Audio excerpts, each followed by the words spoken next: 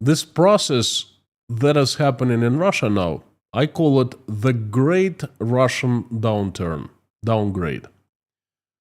In today's video, I want to talk where do Russian people stand now, and most importantly, where they are heading to. Howdy everyone, my name is Konstantin, welcome to Inside Russia, where usual Russia is explained by the unusual Russian. As usual, you will not find here any BS, propaganda or lies. Instead, you'll find plenty of truth, common sense and logic. And some emotions too. I'm a human being after all. And there will be some emotions in today's live stream. Thank you very much for coming today. And I would like to start by saying a few words about Ukraine. Ukraine has been attacked by Russia. Its lands have been stolen, its people have been killed, and many cities, towns, and villages have been destroyed. Ukraine's economy is in ruins, and Russia is trying to murder free, independent Ukraine in any way possible, from outside and inside. But Ukraine is alive. Despite all the catastrophes, I think that Ukraine will shine in the end. It will win one way or another.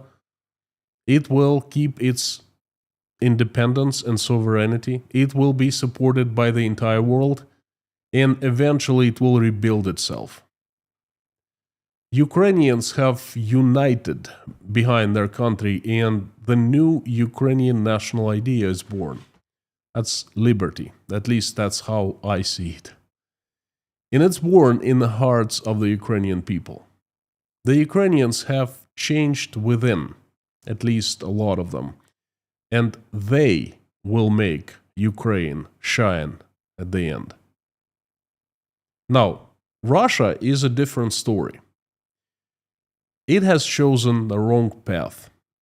It's become an aggressor and turned into authoritarian state. It's heading into darkness. And I think it's past the point of no return. Basically, Russia is traveling back in time with the speed of a bullet. I'm still amazed how Russians still don't see it, and most of them don't. And they don't even want to listen when you try to explain it to them. Well, you know what? They all have necessary information, access to all the information out there, and it's up to them to wake up and change their lives, or not to change their lives. Now, Great Downgrade, heading towards darkness, catastrophe. These are very general terms, and I want to be specific, and this is what I have in my mind for today. I want to share real-life examples of the process that I call the Great Russian Downgrade. I actually started doing it 3 years ago. On July 9th, 2022, I made a video and I called it Great Downgrade Has Begun. So, this is the term I coined 3 years ago. And now I want to address my observations back then, see what has changed in 3 years, and share what I think coming in the future for Russia. And yes, I suggest you check out that live stream I made. I'll put a link right over here somewhere, Boy, it's hard to believe it's been 3 years. I've decided to break down this video into 2 parts. One is about inconveniences, and the second one is about the real catastrophes. Now, this is what I talked about 3 years ago. They were mostly inconveniences, judging from, sitting here in July 2025. So, it was July when I talked about I made that live stream, and I talked of food, banking, airlines, importing, security, quality, cars, and drugs. I said it in a live stream that I was just scratching the surface. At least that was the feeling I was getting back then. And you know what? I was right on. The reality has turned out to be much worse, much scarier. Now, I would like to address those things, and I'll start with food. I talked of degrading quality of food and shrinkflation. In July 2022, it was just the beginning. Degrading food quality. Now, check. Shrinkflation, double check. No, triple check. But what was unusual and disturbing in 2022 turned out to be child's play. Very few people care of lower quality of food and smaller packages. At least I don't hear those complaints any longer. They were quite a few in the past, in 22 and 23, even some in 24. There's a much bigger problem now. Well, this problem has two heads. They are called rising prices and shortages. Most food prices have doubled and tripled. Can you imagine the price of, bread tripling? Most Western companies, food producers, left in 2022 and 23 and took their products off the shelves. The products are still available. There's still plenty of food. Not produced in Russia any longer, but imported through a sophisticated import supply chain that's been coined in Russia, so to speak. And this process makes imported products much more expensive. Just to give you one example, a can of Coca-Cola. It used to cost 34 rubles or 39 rubles, something like that. Now, Coca-Cola is not bottled in Russia. There's a different drink called Dobry Cola. The Coca-Cola plants, bottling plants, were stolen by the Russian state, and they're bottling drink that is called Dobry Cola, but that's not Coca-Cola. Coca-Cola is still available on some shelves at Russian stores, mostly in Moscow. Well, instead of 39 rubles, it costs 189 rubles. How about that? Just to give you an example of what's going on. You can find still everything you want, but that you're going to pay a very high price for that. And what Russians are seeing right now, and that is very concerning and disturbing, the range of different food products that was on the shelves at pretty much any store is shrinking. Fewer products. So what they do, they put much more packages of the same product to fill the shelves. And the shelves, they still look fully stocked. Well, they can't really fool us, can they? Fewer products and fewer brands and much higher prices. The downgrade is at full force here. Now, banking. I talked of banking becoming less convenient. Russian banks were getting banned from everywhere. We couldn't use bank cards. We couldn't make online purchases. People were complaining they couldn't watch Netflix any longer. Well, it's turned out to be not such a huge problem for those living inside Russia. The banks evolved, and people evolved, and banks and people adopted. There are currently no problems to transfer money overseas, at least smaller amounts. If we talk about rich people, oligarchs, and millions of dollars, that's a completely different world. But I'm talking about small amounts. There are many services. There are many ways to circumvent international bans. There are numerous ways to pay for the Western services. There are so numerous, I'm not even going to discuss them here.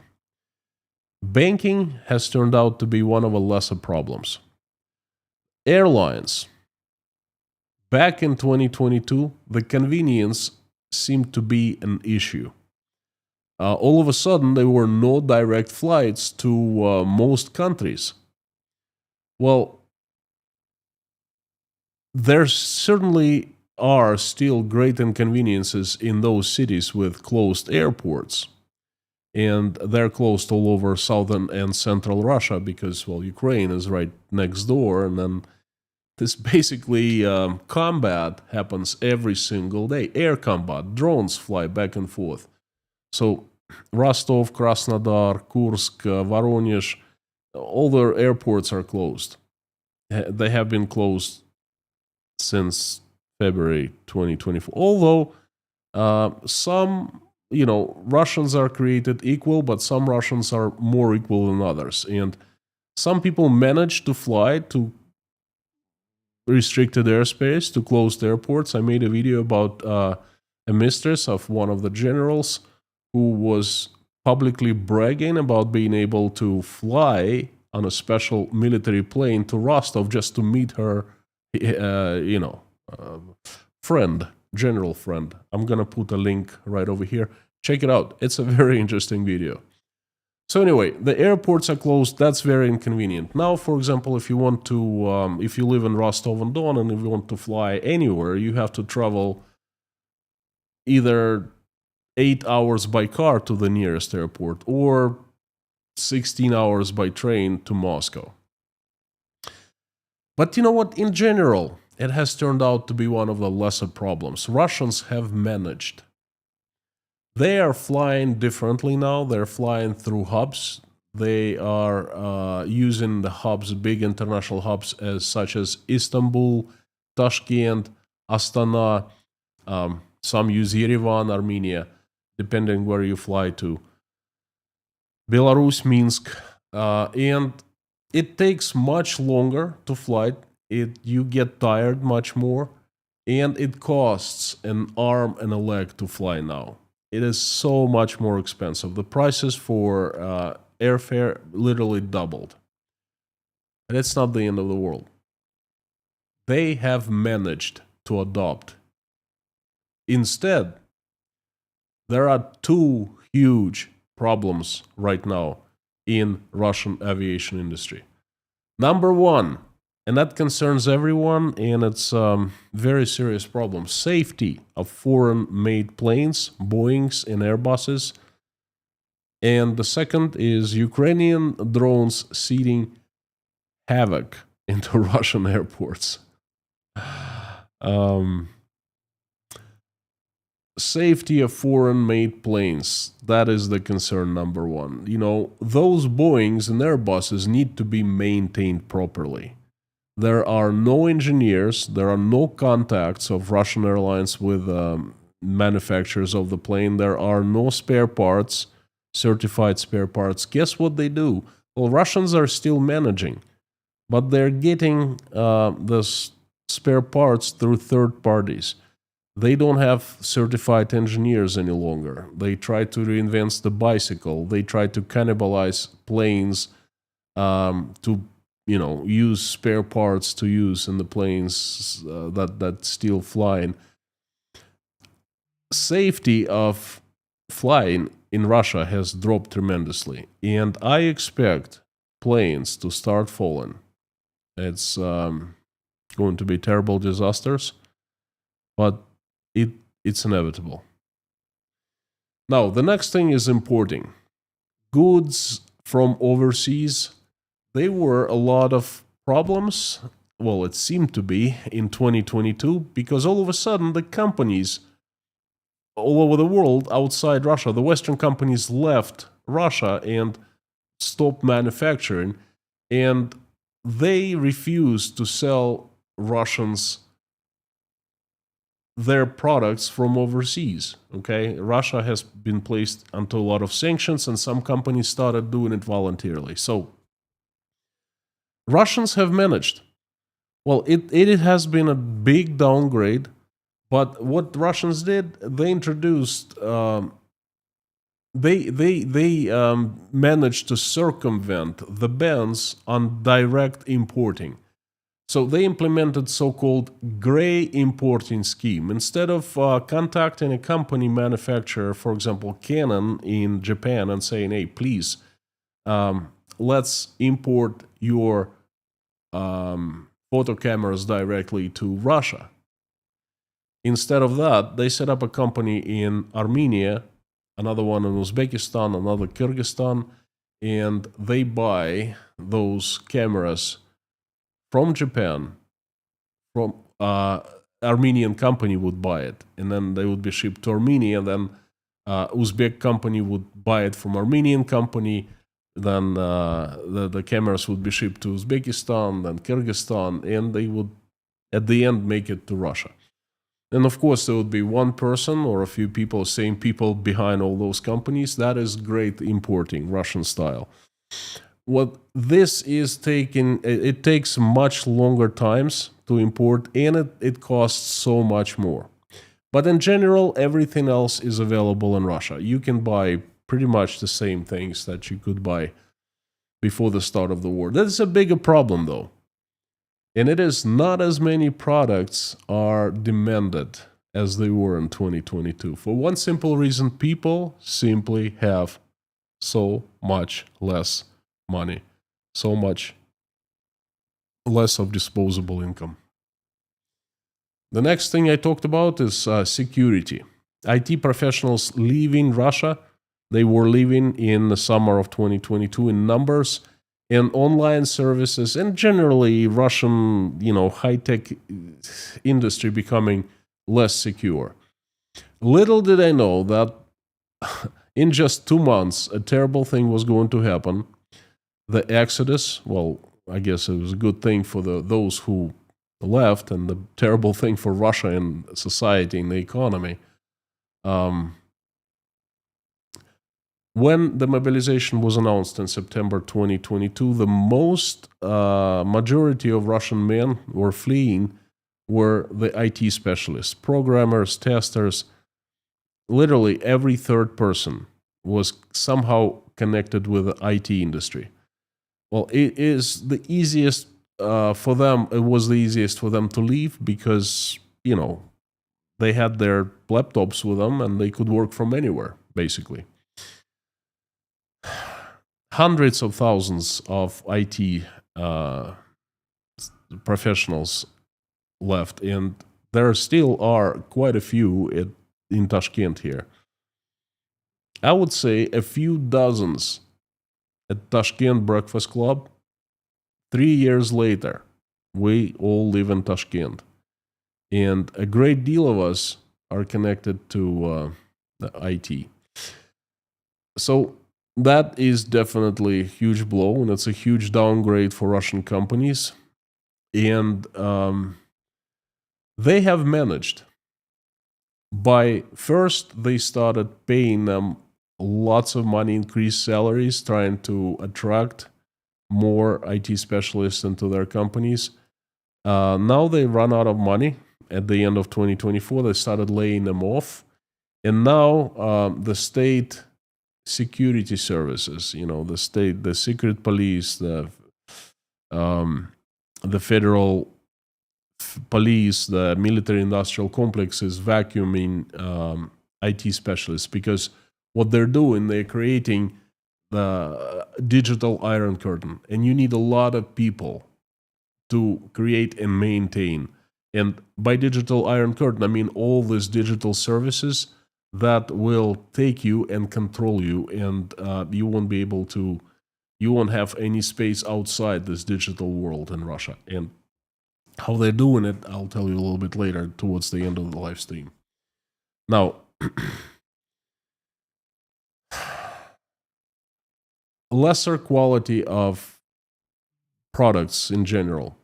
I talked of that in 2022. I started noticing that Russians, well, it's not like they started buying worse products, but lesser quality products started appearing everywhere at the stores.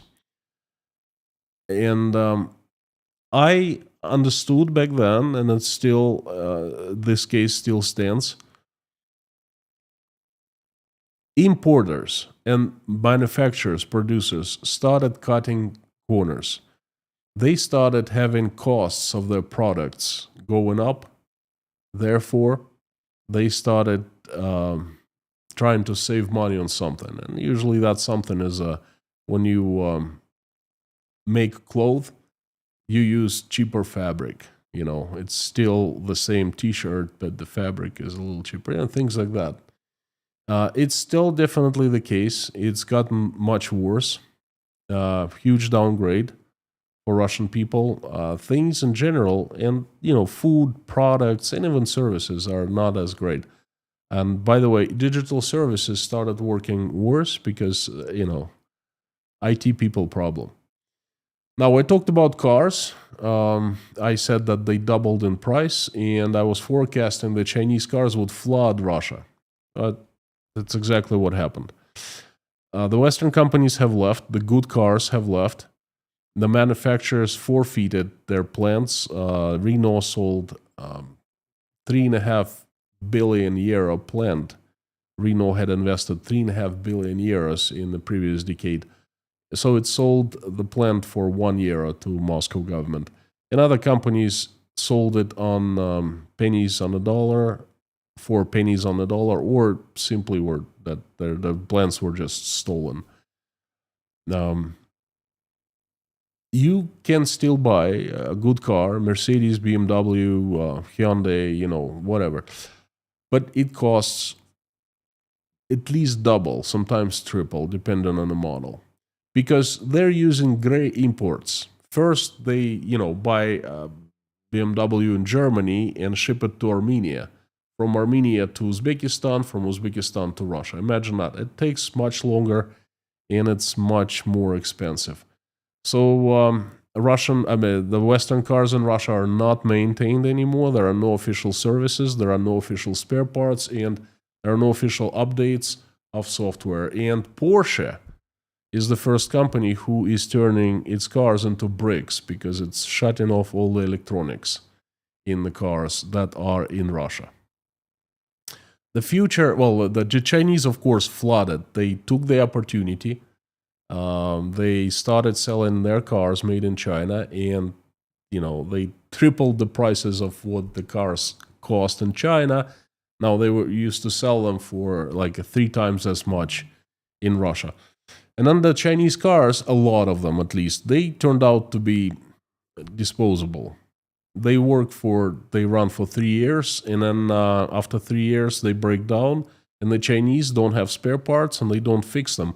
And instead of trying to somehow maintain their cars, they just, they move into Russia, manufacturer moves into Russia for 3 years or so, and then once the cars start breaking, the manufacturer just closes the doors and moves back to China.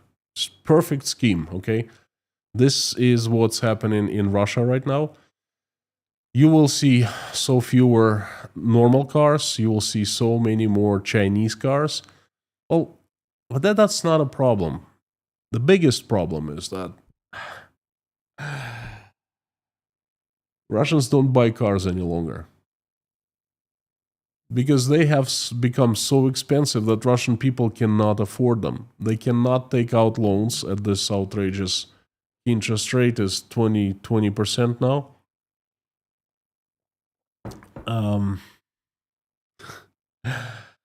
The sales of cars have dropped to nearly zero. I mean, not too many cars are sold in Russia. Foreign, Russian-made, the Chinese. This is it. Game over. That's much bigger problem. If it isn't the Great Downgrade, well, what is the downgrade then? Now, the last thing I talked about was medicine, drugs. We could see the beginning of the crisis starting happening in 2022, in July, in the summer. And first of all, foreign companies left, and then they stopped selling drugs to Russia. And the worst thing for Russian companies was the materials for drugs, the substances. usually imported from Europe and from India, both European countries and Indians stopped supplying Russians with substances. So they couldn't make drugs, medicine that is usually made in Russia. Now, 3 years have passed. The situation is much, much worse now. There's a huge, one of the biggest crises in Russia right now is in medical industry, in pharmaceutical industry. First of all, there are not too many doctors left. They quit and leave, or they're taken to the front lines. Then medicine, bad, bad, bad. At least 6 people have reached to us here in Uzbekistan and from Russia and asked to bring them certain drugs because they're not available in Russia. There are Russian equivalents of pretty much everything, but they work poorly.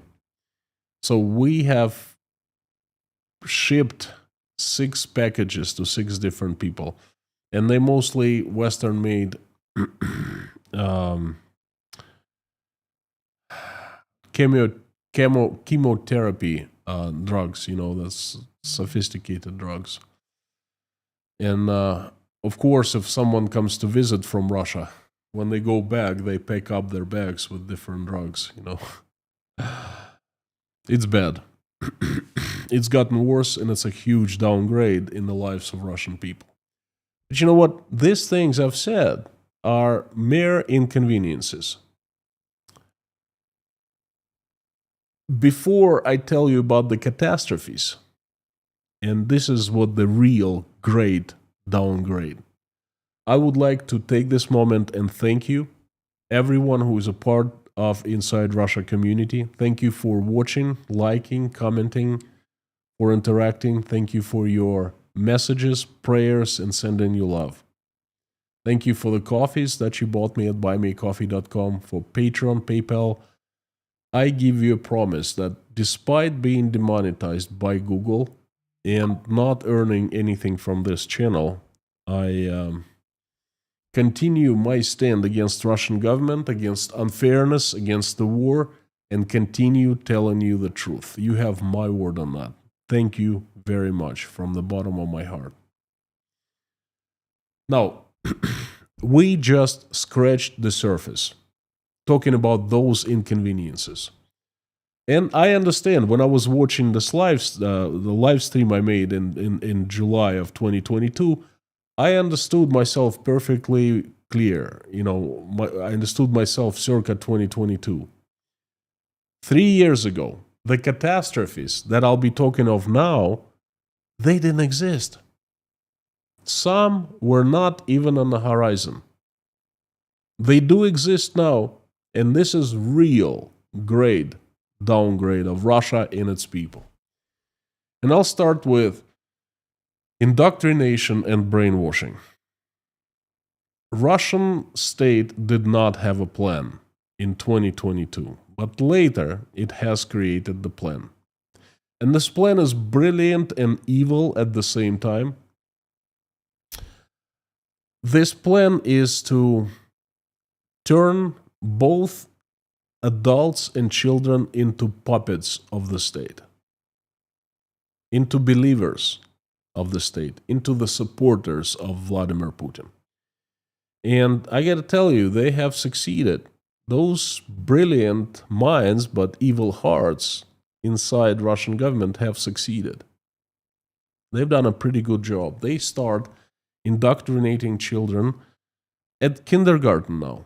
They introduce special classes, they have changed the educational programs, and they continue through school, grammar school, middle school, high school, and they follow up at the universities. And then when people become employed, especially if they become federal employees and get paid by the state, they continue to be indoctrinated and brainwashed. This is a huge problem. This is basically the control of the minds of Russian people. This is the downgrade, the greatest downgrade. This is a catastrophe. And I don't really. Some Russians are so brainwashed. It's really hard. It's become really hard to speak with them. Okay. I have no solution of what to do. Isolation, number two. Russia has been isolated. And isolation comes in different kinds: scientific, athletic, cultural, economic.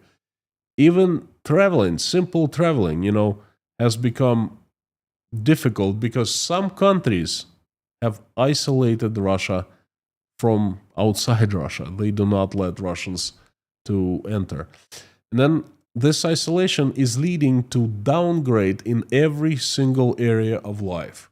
Russian sports? Well, honestly, I don't know if Russian sports exist anymore.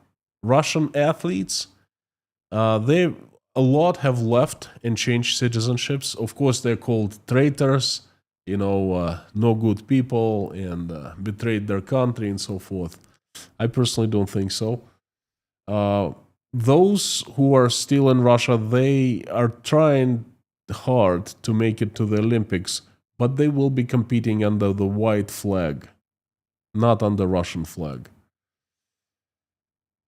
Very few. The sports is not the priority any longer in Russia. The sports, the clubs, Russian athletes have been kicked out of most of international competitions. Banned. Scientists, they don't talk to their colleagues overseas. Even in the USSR, there were scientific connections between, different universities in Russia and universities in the West, all over the world, really. Because in science, cooperation is the key to progress, to discoveries, to advancements. Well, not only Russian science has been banned in the West, now, so the Iron Curtain from outside, so to speak, now they're banning it from the inside. There's a new law in Russia, it comes into effect on September 1st, that if Russian scientist, any scientist, communicates with any company or individual from abroad and doesn't notify the KGB, lengthy prison term. That becomes a crime. I've talked about it in the live streams before. Now, cultural connections have been lost. Russia's been ostracized, and Russian culture isn't the most popular in the world any longer, which is totally understandable. And economic isolation has led to all kinds of economic problems. Let me tell you about the economy in the next item. Number 3, the sanctions. Russia has lost two major bread makers of its economy: oil and natural gas revenues. For 40 years, Russia has been living off oil and natural gas revenues, pumping natural gas and oil, and transporting it to Europe mostly, the best customer, paying customer, and, using the money to live off. This is it. It's gone. The two main customers for Russian oil are China and India. India is threatening to stop buying Russian oil right now. And Chinese are buying the oil at incredibly low price. Russia does not have access to international financial markets. It cannot borrow. Everyone is banned from touching Russian banks, Russian state government securities. The sanctions are really downgrading Russian economy. It is been isolated and it is cooking within itself. Number 4, the economy is demising. And again, it comes at there are different reasons. Well, its economy is actually very simple. Russia spends so much more than it earns now, and it has spent all the resources, all the reserves it has had. It's spent to keep the war going. This is all you need to know about Russian economy. Imagine yourself spending so much more than you earning and not having any savings, bank account zero, and no one would even give you a credit card to live off. That's pretty much where Russia is standing right now. And that comes from, like I said earlier, from losing Russia's bread makers, oil and natural gas revenues. But you know what? It gets so much worse. All Russian industry right now are in big troubles, even the military-industrial complex. The only industry that is thriving in Russia is the funeral industry. That is breaking records in terms of profits. And if all industries are in trouble, imagine that. Who is the beneficiary of all those troubles? Russian people. Russian people become poor by the week. It's not about food quality any longer. It's not about quality of clothing, a t-shirt that you buy. It's not about buying a car. For so many people, it has become about keeping their jobs and earning enough money to buy food to eat. That's what it has come down to. 42 million retired people, the pensioners, are struggling buying food every day. This is where Russia is standing right now, and the situation is worsening. If it isn't the greatest downgrade, what is it the downgrade then? The future does not look good. There's simply no potential for changes for the better inside. There's darkness. There's more and more troubles on the way. And everyone, including the government, is seeing the troubles that are coming. You know how it's called? Russian people are finally picking up the war bill. And this is probably the biggest downgrade, that the quality of their lives has degraded a lot. I hear it from virtually everyone. Even those having big businesses, they complain no sales, they complain, record losses, they complain about possibly going into bankruptcy and things like that. So it's a huge downgrade. Number 5. And this is major, and this is most comprehensive, I think. Total government control. This system of governing Russia, called the vertical of power, has been perfected and finished. This is a disaster. What they have done in 3 years, they have laid out the legal base. They have created new legislation that makes government control legal and accepted in the society.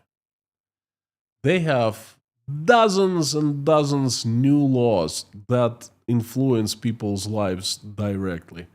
I mean, I speak of these laws in my live streams. If you follow me, then you probably know. New rules, new regulations. They have taken almost all key rights and liberties from Russian people. The state has built a perfect system of oppression. And this is the biggest problem.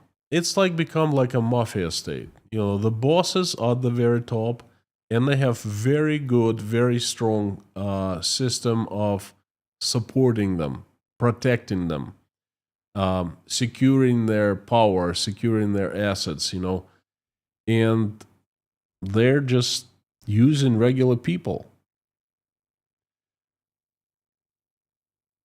This is Russia's biggest problem, really. This is the biggest downgrade, perhaps in Russia's history. There are news about these laws, these actions, these arrests. And by the way, every Friday I come up with Crazy Friday news update. Tomorrow there'll be one, so please tune in.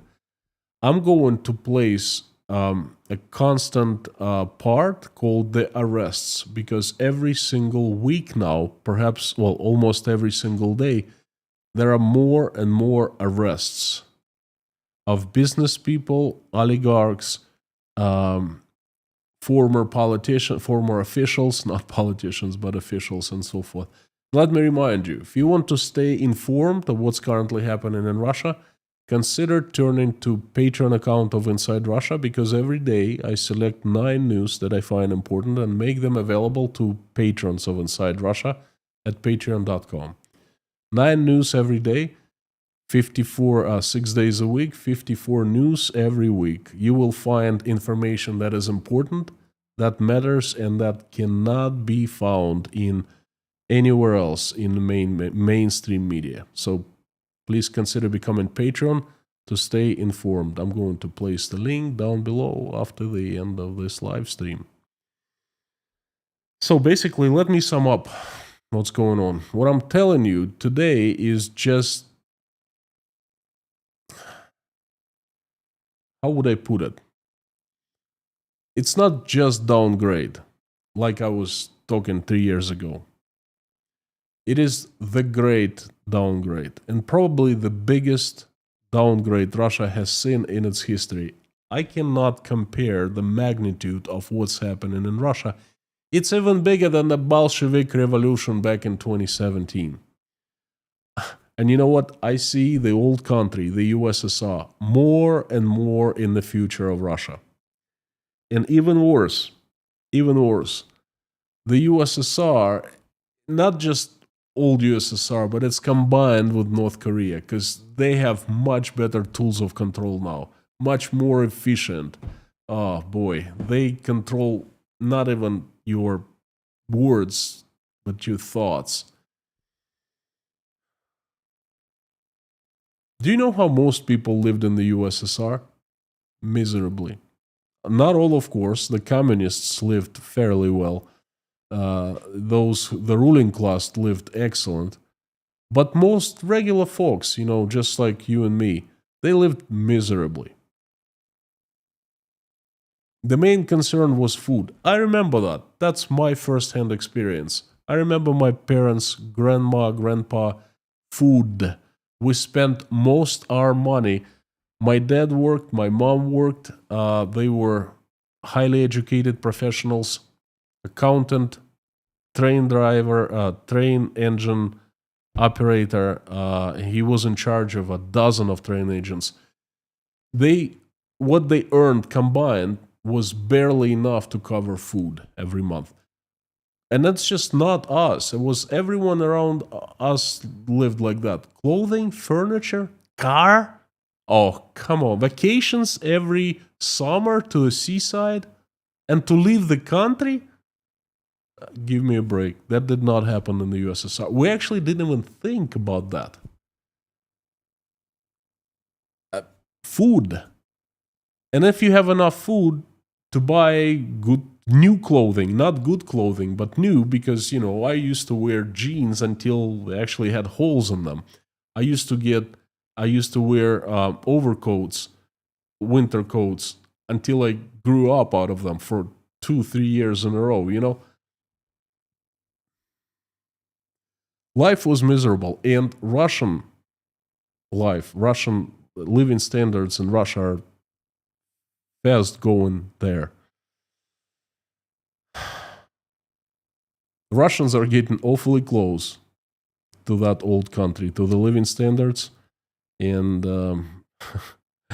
it's not looking good. So I call it the greatest Russian downgrade. And perhaps in another couple or 3 years, I would like to go back to today and hear myself speak and, compare to what happens in Russia 3 years from now. So let's mark my words, what I've said today, and let's see what happens and how my words age in the next live stream. And before I switch to live stream chat, I would like to remind you, just a word of advice, warning, folks, Don't let your politicians out of control. Don't let them go unchecked. If you do, they will take more and more power, and finally, one day, you will wake up in your country, and it's going to be looking just like Russia. So, please, keep tabs on your politicians. Keep on changing them. Keep on voting.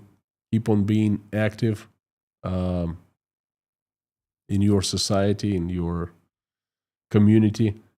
Keep on being informed, because being uninformed is a sure way to authoritarianism. Authoritarianism. I think you understood. So please, don't lose control of your politicians. Thank you so very much. It's been my message for today. Let me turn the live stream chat on. And this is, as usual, the most favorite part of any live stream that I have. Because I see real people on the screen, not just a camera in front of me, and I love answering questions and just communicating. Just give me a second to turn.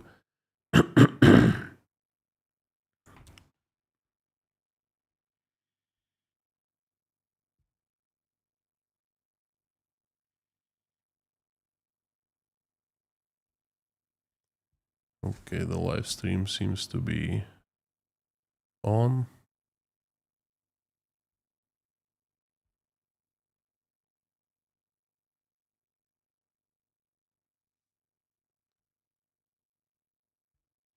And I'm seeing the comments. We have about 25 minutes to go. Just give me a second here.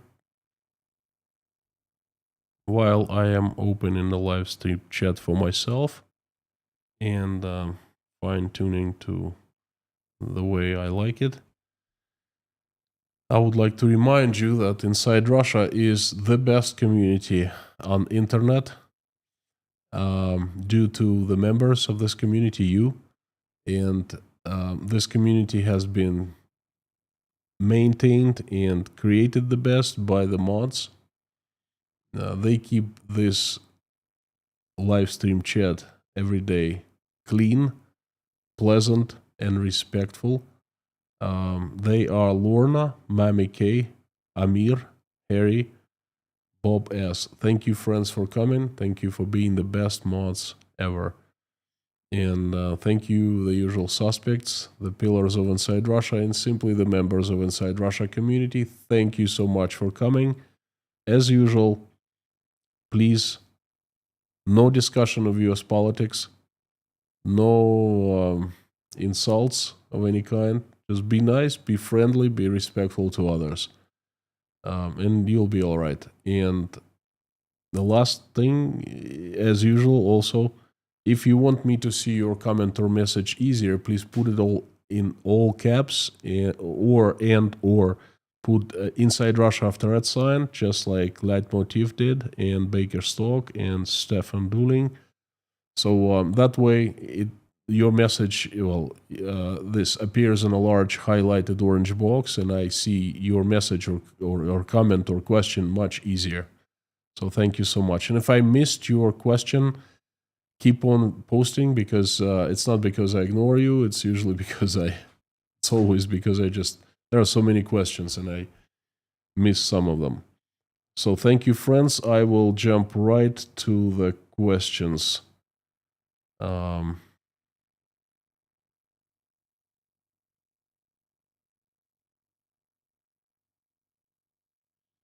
Gloria, hope you're keeping well. Thank you so much. I'm trying my best.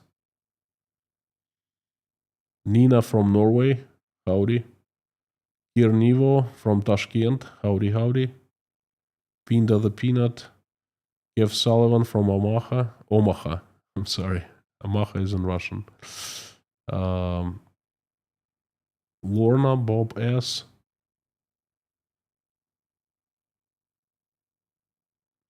Sam the Legend K. Sam K is the humor of Inside Russia, but never take his dating advice. Konstantin R. Russian Porsches like piles of bricks now. I heard that Porsche was the first company that shut off all electronic services, including the electronic keys. I don't know if owners of Russian Porsches have been able to fix that, but Porsche has been pretty firm on to serving or actually not serving Russian customers.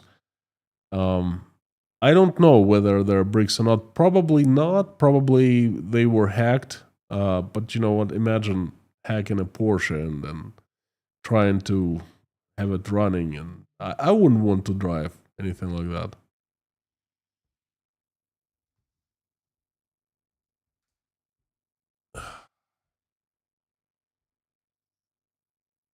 Edgecombe, Maine, the ghost of Sparrow. Whoa, long time no see. Cheers. My favorite state. Actually, my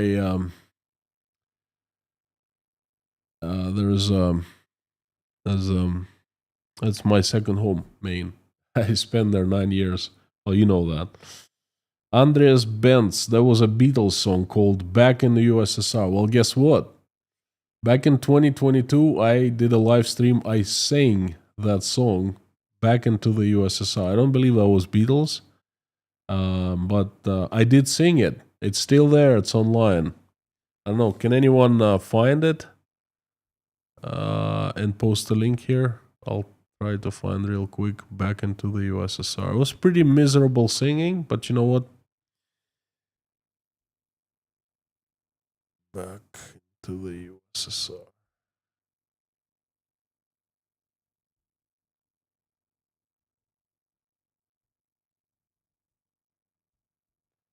It was in 2022. Yeah, I know, I see it. Oh boy, yeah. My old Moscow apartment. I'm gonna post you a link now. Share. Hang on.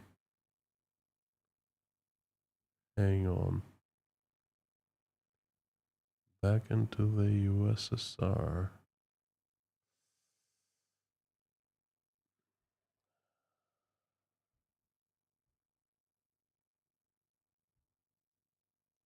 Yeah, just 1 second. You'll enjoy my singing.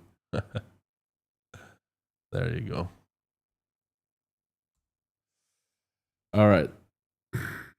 Ronnie, hello, Pamela. Howdy. Justeri is here. Not seen so far.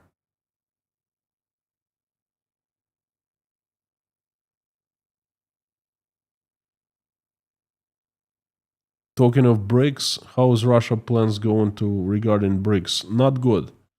BRICS are basically, well, this organization is over. There was a meeting, annual meeting of BRICS in Brazil. No one came. Putin obviously didn't come. The Chinese president didn't come, and there was no interest to that. So, goodbye, my love, goodbye. Goodbye, BRICS, oh BRICS. The BRICS have turned out to be real brick.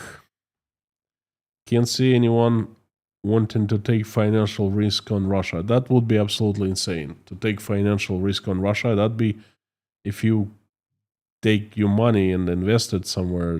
There are virtually no investors, zero. Okay, the only investor in Russian economy is Russian state. Even Russian investors have left. It's just not stupid, you know. Jill, is there competition between the various ethnic states for food, or does each area produce their own food? I'm not sure what you mean by various ethnic states. Provinces, if you mean provinces. No, there's no competition for food. Russians, a lot of Russians grow their own food, produce their food, but it's not like it's fragmented into ethnic states, provinces. It's basically Russia is one country. It's like the USA. You drive around the USA, you come from state to state, and you find the same country. That's how Russia is. Grome Hutchinson, thank you so much. I've tried. Brigitte from Germany, howdy, guten Abend. Janice Burgess, good to see you. An odd question, but it's been driving me crazy how to pronounce Lavrov. I've heard Lavrov. Just as I am saying. Lavrov. Like Karl Rove. Love like love. Lavrov. Love Karl Rove. Bridget Flam. Putin is not getting any younger. Who is his likely successor? None. They're talking about possibly one of the daughters. Highly doubt it, because both of them have been in the shadows.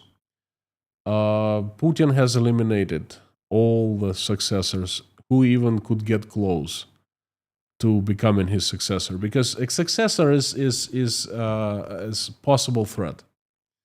So Boris Nemtsov, Alexei Navalny would be possibly replacing him, but they're not there. And he's not growing any successor from his own ranks because he's afraid that if he does, and then successor has certain respect from different power groups, then where is the guarantee that the successor won't act against Putin,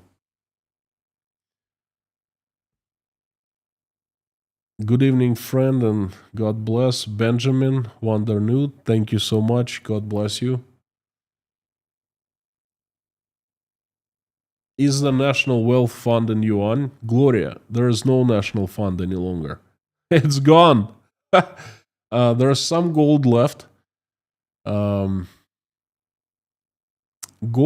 for a couple trillion rubles, or trillion and a half, and perhaps some yuans for about from 1 to 2 trillion. But that's the very last reserve. They don't touch that. Okay. And of course, there's a lot of promissory notes for like over 10 trillion rubles. It's IOUs. The company owns Russian government. That's how it worked. Let's say a large Russian state-owned bank, VTB, and Putin says, well, we need to do this project. We need to build ships. So therefore, a huge corporation called Shipbuilding Corporation is created, and not hundreds, but perhaps tens of thousands of people are hired, headquarters, offices all over Russia, branches everywhere. They build a plant, and then and then the federal budget takes the money from the savings account, from the National Wealth Fund, and gives it to this company, the corporation of National Shipbuilding Corporation. And Shipbuilding Corporation writes a note, I owe you like 2 trillion rubles. And that note is a National Welfare Fund, okay? The money is spent. Of course, no ships are built because, the idea is not to build ships, but to spend that money, to steal that money. Money goes into different people, okay? And then become rich, and they move to Miami, to France, and so forth. That's how it works in Russia. It worked because money is gone now. There's nothing there. Keith, aloha. Leitmotif, in my experience, most people around me do not follow current events. Astounding ignorance. It frustrates me, so just like Russians. Unfortunately, that's what's happening with Russian people. None of them, they're not just not following, they refuse deliberately, because if they do, it starts hurting them. I went through this process. It started on February 24th, 2022, and, Leitmotif and Janice and Semke and Lorna and the mods, you've been there. Well, you were there. You were watching my first video when Russia attacked. I started hurting then. I started doing live streams daily instead of weekly, once a week. because I didn't know what to do, what else to do. I wanted to keep everyone informed, and I was hurting, and it showed in every live stream. I still hurt, not as much, but I still hurt inside. Okay, but they don't want to feel any pain in their hearts, and it's much easier to live like that. Okay.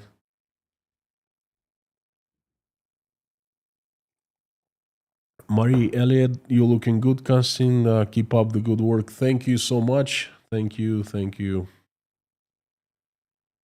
Jodes Rames, your torn jeans are a fashion statement nowadays. Jodes, if you saw my jeans back then, because they were not in good shape. I wore them until they could not be worn, period. Okay, so trust me.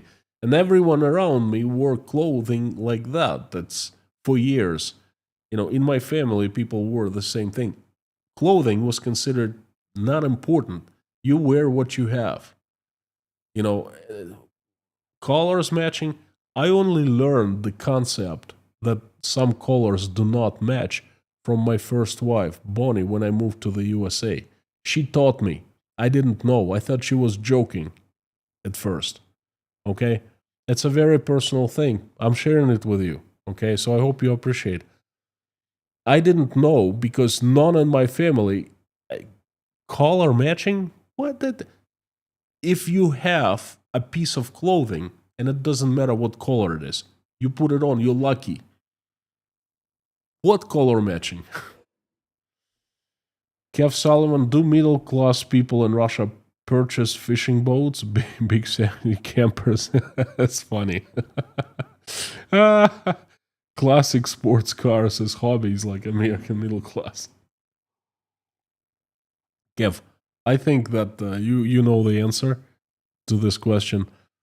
It's actually a pretty funny story. August 1996, right? And then I'm 20 years old, and I arrived to California, to Davis. UC Davis. I'm a student. And I'm fresh off the boat. I barely speak English. I look around and I keep on putting my jaw up like this because it drops down all the time. And I go to have a haircut. And this barber, and it's on campus, like a barber salon or something like a hair shop, whatever, on campus of UC Davis. Great guy, he starts talking to me, very genuinely interested. And at the end, I see that he starts poking at me, just like you did right here in this question. He starts asking me, he goes, well, tell me, how do barbers live in Russia? I don't know. He goes, how much money do they make? Oh, I don't know. Can they afford, like, I have a plane, he says. I fly a plane on the weekends. Can they afford? I'm looking at him like, only oligarchs in Russia can afford plane. And I don't believe him. You can't possibly have a plane cutting someone's hair, okay? And he goes, yes, I do. Yes, I do. And then starts like shows me picture on the wall or something like that of his like old Cessna. And then he says, well, I have a boat. I have a couple jet skis. We go to lakes or river. And I'm thinking, well, he's pulling my leg. People can't live like that. That's only rich oligarchs or politicians or mafia, okay? So basically, that's answering your question.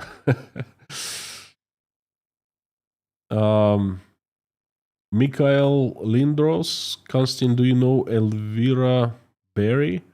I don't know Elvira Berry. I think she's a YouTuber, right? I saw a couple videos on Russia, but that's pretty much it. Raider Core, Texas. Thank you so much. Good to see you, and sending my love to Texas. Noman from Stockholm. Howdy. Thank you for coming. The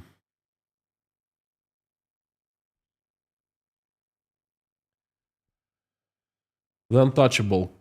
What are Russians planning to do in Moldova to sabotage EU induction? Well, they will try to sabotage one way or another. They have a setup what they call the government in exile. I take it they find the existing government in Moldova in not legitimate. So this fella, his last name is Shor. He is leading the government, and obviously he's the agent. He lives in Moscow, and everyone in that government, they reside in Moscow. They will try, but I'm not sure if they have enough resources, because Russia is getting worse and worse. And there's a fight inside the KGB. It's inside information, but I'm not sure even if I can talk about that here. But inside the service, things are not that well. Okay, so the piece of pie is shrinking, and they start fighting for money inside the service. So time will tell.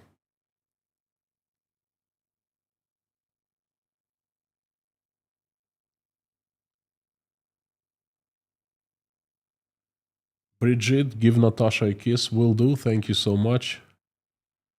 Bart from Norway, sending my love to you in Norway from Tashkent, Uzbekistan. Thank you.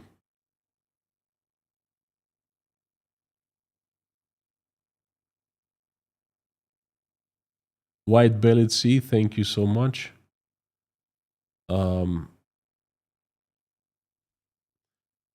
Mr. Erickson, right? Hello from Island Islands. Did you know that Putin has private property on my island in the Baltics? No, I didn't know that, but I assume he has lots of properties all over the world. Of course, not him directly, but his minions. Pescali, thank you for coming, and good to see your face.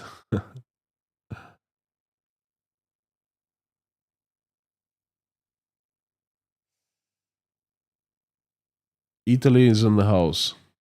Love Italy. Fantastic country. You people, you are great.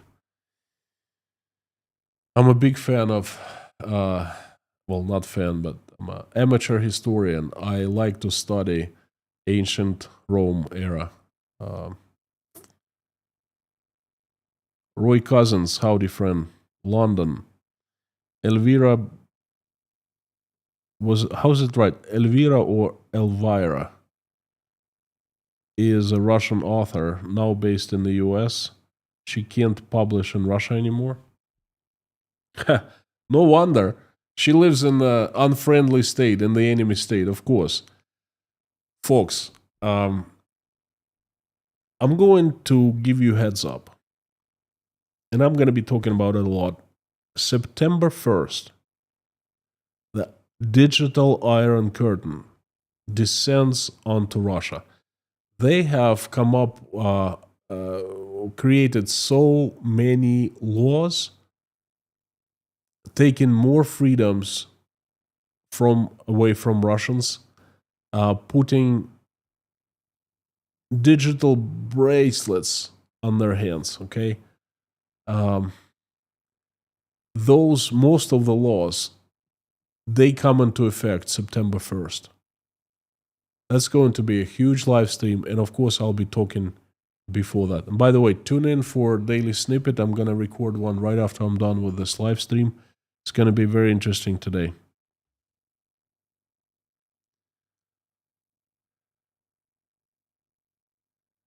Denise Abbott, howdy. Look, we're still praying for you. Please let me know if it's needed, or should we take you to the prayers list.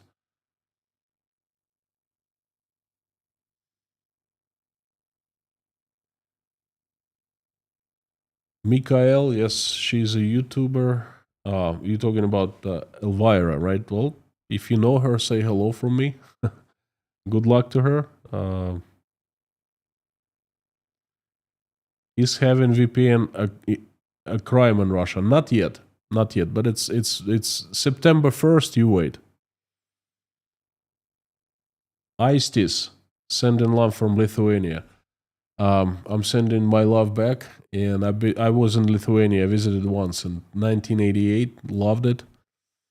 Still have some very distant relatives living there. So I was in Klaipeda.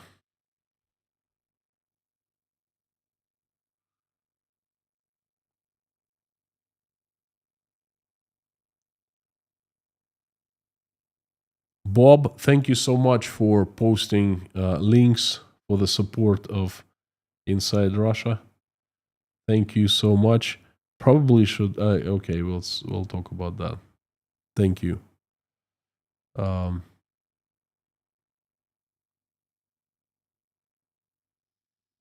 so we are at time right now. 2 more questions. What is Armenia planning to do with Gyumri military base? Are Armenians and Azeri getting closer to peace treaty? Thank you. The Untouchable, thank you so much for the question. Very tough one. I'm not an expert on the war relations between Armenians and Azerbaijanians. Azerbaijan has become very strong recently. The Azerbaijani president has put up a fight to Vladimir Putin.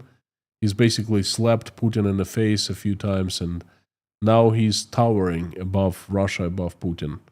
Russian Z patriots are furious about him. Okay, they're claiming him, all of a sudden enemy and all those wonderful things. Why does Russian history always repeat itself? Mike the Swede. I don't know. All I know is it does. It does, and Russians don't learn. But it's a good question. If you know, please let me know the answer.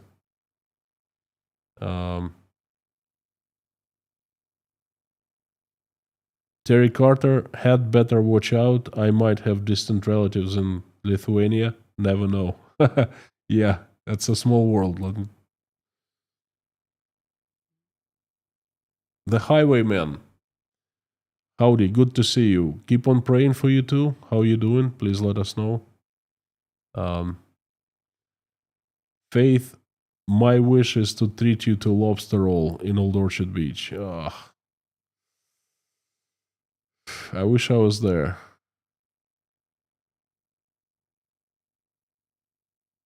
Yeah.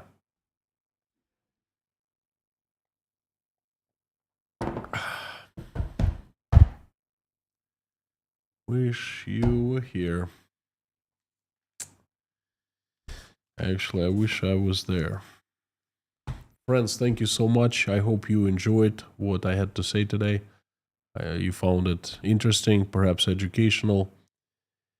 Thank you. Please tune in for Friday news, crazy news update from Russia tomorrow. Lots of crazy news. And again, daily snippet at Patreon account of Inside Russia right after this live stream coming up. Now I invite everyone to finish this live stream with a prayer as usual. Thank you. Dear Lord Jesus Christ, thank you so much for everything that you have given us. Thank you for the food you've placed on our tables and for the roofs you've given over our heads. Thank you so much for the loved ones around us, for our families and children. And please give us wisdom to keep the skies above our children's heads peaceful and safe. Give us wisdom to raise our children in a way that when they grow up, they will never fight in any wars, only will make this world a better place, a better and safer place. For now, please keep our children safe and healthy. And dear Lord, I'm asking for Ukraine, please help stop the bloodshed. The country and people have suffered so much, they need peace. Please,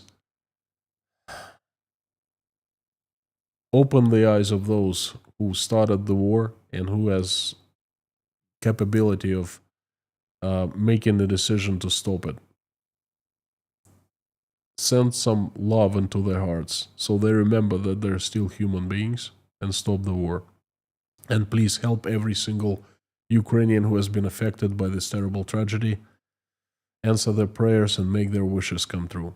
And dear Lord, please help my country, Russia. Assemble your strongest angels with their sharpest swords, and have Saint Michael lead that heavenly army of yours down to this earth to get rid of the demons who have hijacked my country, who we know by their names and by their faces. Please send your best angels to help good Russians run their country and make it peaceful, loving, and respected. Dear Lord, please help those who are traveling, send them safe travels. Help those who are in danger of any kind, send them safety. Help those who are seeking for asylum, send good people their way. And please help those single mothers and fathers who are struggling, trying to make ends meet raising their children. Send assistance and help. Please help those who are helping Ukrainians and help those Ukrainians who are currently under attacks of Russian weapons. Send them safety. Dear Lord, I'm asking for everyone who is sick, hungry, cold, addicted, homeless, jobless, depressed, crying, betrayed, backstabbed, going through divorce, has a hard time seeing children, sitting there crying, feeling alone in this world, losing their faith. Reach out and touch the heart of everyone in need and let them know that they are loved, they are not forgotten, they're not abandoned, and you're right next to them, watching every step they take, loving and supporting them. Please help everyone who is in need. Dear Lord, thank you so much for allowing us to get together and pray here. Thank you for making this virtual community real through our prayers. Thank you for everyone who is praying along with me or simply watching us pray. Please answer everyone's prayer and make everyone's wish come true. I am asking for the people who need your help. They are Victor Garishan, Uli Yun, Lee and Brenda, Greg, Daniela Fromm and her family,